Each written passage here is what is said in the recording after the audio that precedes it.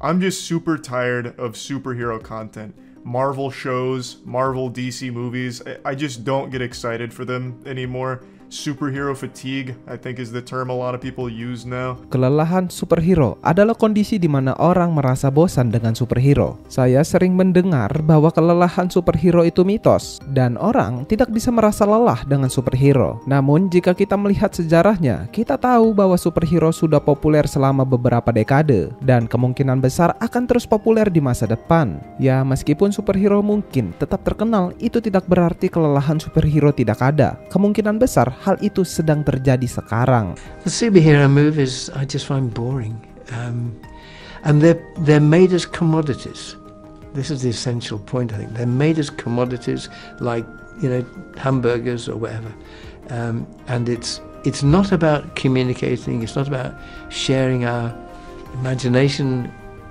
Penggemar berat dari Marvel atau DC tidak akan mudah merasa bosan dengan karakter atau cerita yang mereka cintai. Kelelahan superhero yang dibahas di sini lebih berkaitan dengan orang-orang yang tidak terlalu terikat atau tidak begitu menyukai superhero, di mana orang-orang biasa yang bukan penggemar setia mungkin akan mulai merasa jenuh dengan banyaknya film superhero yang dirilis. Ketika film Avengers Endgame sukses besar dan memecahkan rekor box office, itu tidak hanya karena penggemar setia yang sangat antusias membeli tiket. Kesuksesan film tersebut juga bergantung pada penonton biasa, yaitu orang-orang yang tidak selalu mengikuti semua film superhero tetapi tetap tertarik untuk menonton film tersebut. Ini menunjukkan bahwa keberhasilan film superhero tidak hanya berasal dari para fanboy, tetapi juga dari minat masyarakat umum yang biasa jadi mulai merasa lelah dengan genre tersebut seiring berjalannya waktu. A film that's like a theme park film, for example, the Marvel type pictures, where the theaters become amusement parks. That's a different experience, and it's not even.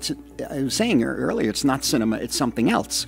Whether you go for that or not, but it is something else, and we shouldn't be invaded by it. That's a big issue. Banyak orang yang menonton film superhero bukanlah penggemar berat atau pembaca komik. Mereka tidak selalu tahu banyak tentang karakter atau orang-orang di belakang layar. Penggemar seringkali tidak menyadari seberapa sedikit yang diketahui orang biasa tentang fandom atau minat mereka. Sebagai contoh nih ya, banyak penonton yang mungkin menonton film Spider-Man terbaru tidak tahu bahwa sutradara film tersebut juga menyutradarai film Iron Man 2. Bagi mereka, sutradara tersebut mungkin hanya dianggap sebagai sosok yang lucu dan konyol, yang mungkin terlihat akrab karena dia berperan dalam adegan bersama ibu Spider-Man, dan tanpa mengerti lebih jauh tentang karyanya atau kontribusinya di dunia film superhero. Right, we're there to support. We're there to be. It's hard to be a superhero, and they need their support system.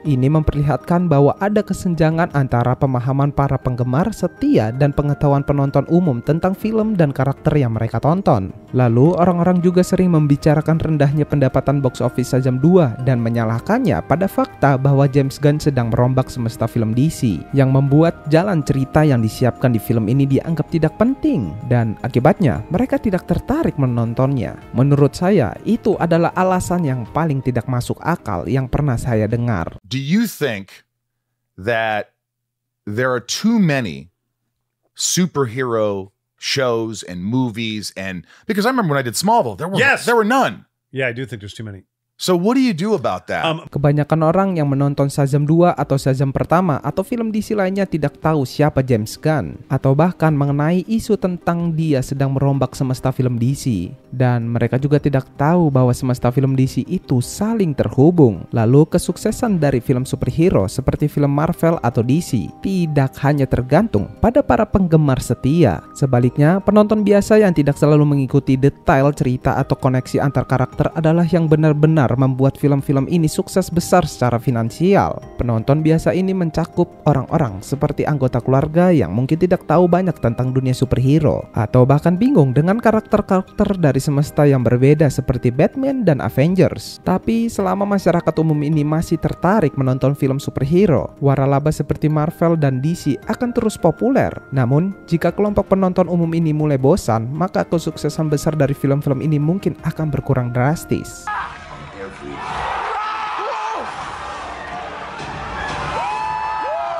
Ya, kelelahan superhero yaitu saat orang mulai jenuh dengan film-film superhero dan benar-benar sedang terjadi sekarang. Meskipun ada sejarah panjang dari film superhero, genre ini sebenarnya baru benar-benar populer secara konsisten dalam beberapa dekade terakhir. Contohnya Superman tahun 1978 dan Batman tahun 1989 yang sukses besar ketika pertama kali dirilis, tetapi sequel dan spin-off mereka seperti Supergirl tidak mendapat sambutan yang sama.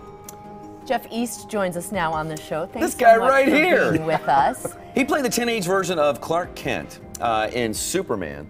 And of course, Man of Steel is coming out today. And Jeff, thanks for being with us this morning. Thanks for having me. Artinya, meskipun film superhero ada sejak lama, dulu mereka tidak memiliki daya tarik yang terus-menerus di setiap tahunnya. Kemudian barulah saat film X-Men dan karya sutradara Sam Raimi dengan Spider-Man muncul, genre superhero benar-benar bangkit dan menjadi fenomena yang sangat diminati setiap tahunnya. Jadi untuk memahami perkembangan popularitas genre ini, kita perlu melihat pada titik kebangkitan ini, karena sebelum itu film superhero masih belum konsisten menarik perhatian besar dari masyarakat umum. Mania on the red carpet. We're going to introduce some of the stars to the little plastic counterparts. We're going to take you to the premiere of Spider-Man.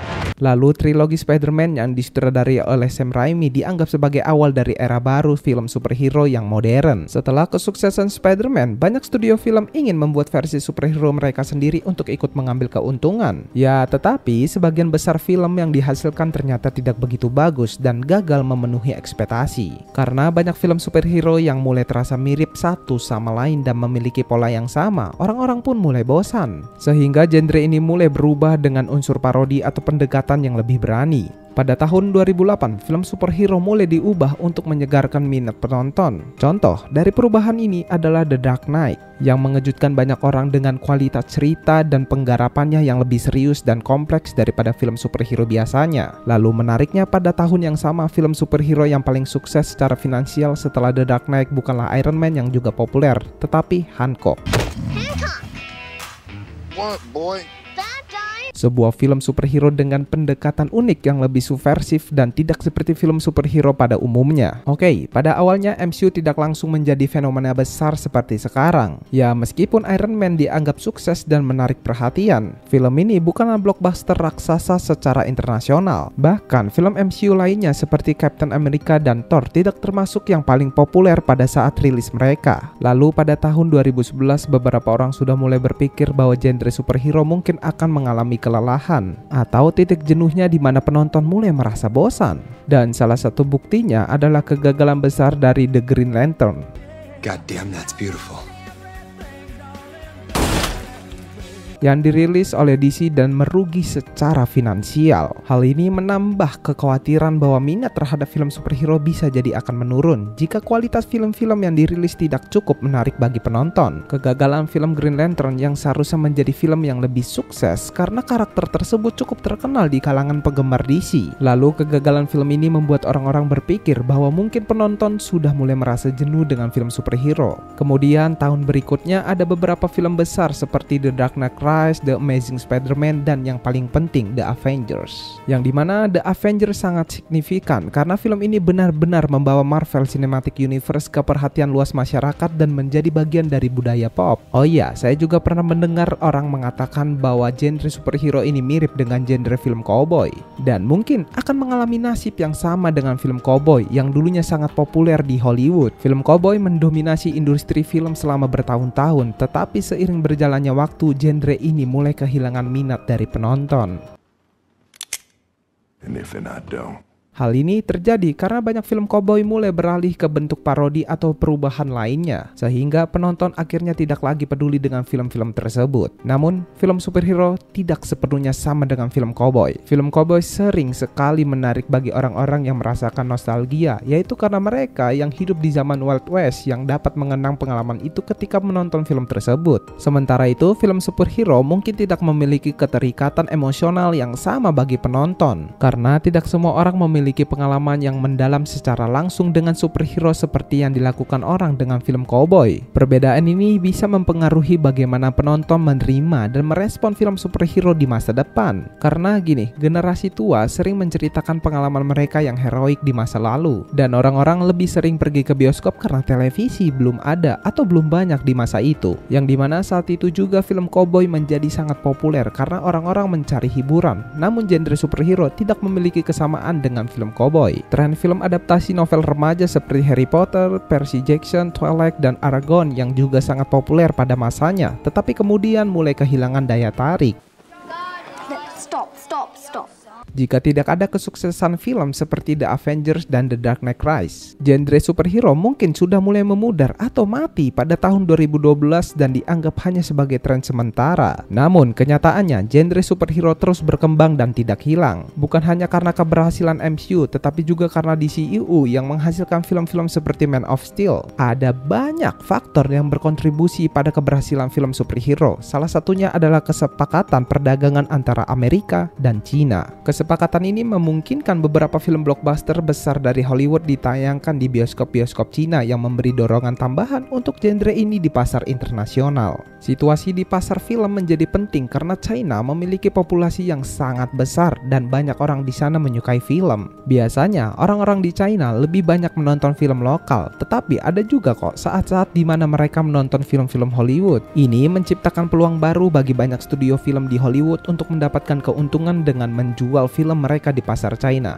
Well, Canadian actor Simu Liu is set to star as Marvel Studios' first Chinese superhero. Namun, ya, ada tantangan yang harus dihadapi. Budaya dan nilai-nilai di China berbeda dari Amerika. Ada beberapa konten dalam film yang dianggap tidak pantas atau ofensif oleh pemerintah China. Misalnya, film yang menampilkan hantu, makhluk halus, atau karakter homoseksual bisa dilarang. Dan kaitannya dengan homoseksual, negara Indonesia pun melarangnya. Contohnya film Buzz Lightyear waktu itu. Ini membuat studio film harus berhati-hati dalam membuat film jika mereka ingin film mereka ditayangkan di China atau di negara lainnya. Jika mereka melanggar aturan tersebut, akan beresiko film mereka tidak akan diperbolehkan masuk ke pasar China. Dengan kata lain, studio-studio harus mematuhi aturan dan regulasi yang ditetapkan oleh pemerintah Cina agar bisa sukses di pasar yang sangat besar ini. Many reasons related to diversity. So let's start with this particular actor. So many people know him from Kim's Convenience, the TV show. Oke, jadi apa kesimpulannya? Kelelahan superhero adalah keadaan di mana orang-orang mulai merasa bosan dengan film dan acara TV yang mengangkat tema superhero. Ya, meskipun film-film superhero seperti Avengers Endgame sangat sukses, banyak orang yang sebenarnya tidak terlalu peduli dengan detail-detail di balik produksi film tersebut, seperti siapa yang menyutradarai atau apa yang terjadi di dunia film yang lebih luas. Dan kekecewaan juga muncul ketika film seperti Shazam 2 tidak berhasil di box office dan orang-orang sering menyalahkan masalah ini pada perubahan di industri film